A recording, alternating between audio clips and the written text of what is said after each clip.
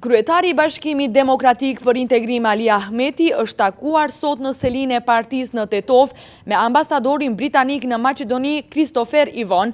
Ambasadori britanik shprehu interesim rreth zgjedhjeve presidenciale dhe parlamentare në Maqedoni, proceset integruese të vendit në NATO dhe Bashkimin Evropian, si dhe zgjedhjen e çështjes së emrit. Londra mbetet mbështetëse e aspiratave të Maqedonisë dhe të rajonit për integrim të tërësishëm në strukturat e NATO-s dhe Bashkimit Evropian. Kryetari Ahmeti njoftoi ambasadorin britanik për vendimin e BDI-s rreth zgjedhjeve të parakohshme parlamentare, i cili u soll vetëm pas analizave të hollësishme të rrethanave në vendet e Bashkimit Evropian, si dhe në rajon dhe është në funksion të lehtësimit të procesit integrues në Maqedoni.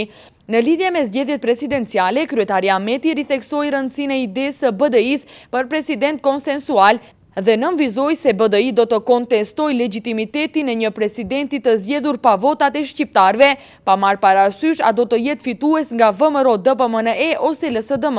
Pozita e BDI-s në lidhje me zgjedhjet presidenciale është shumë e qartë dhe nuk do të cënohet nga vendimi i PD-s për të propozuar një kandidat shqiptar për president. Ky vendim i opozitës shqiptare do të mbetet një përpjekje dështuar në funksion të dhënies së legitimitetit për procesin zgjedhor presidencial. Populli shqiptar me mos pjesëmarrjen e vet në zgjedhjet presidenciale do t'i përgjigjet këtij veprimi jo të sinqert dhe që është në funksion të lëndimit të konceptit për konsensualitetin i cili është në dobi të shqiptarëve dhe të gjithë qytetarëve. Kryetari Ahmeti kërkoi mbështetjen e Londrës dhe të aleatëve tjerë në përpjekjet për ta integruar vendin në NATO dhe Bashkimin Evropian, me çrast theksoi që ky proces do të jetë i rëndësisë parsorë në mandatin e ri të Bashkimit Demokratik për Integrim pas zgjedhjeve parlamentare.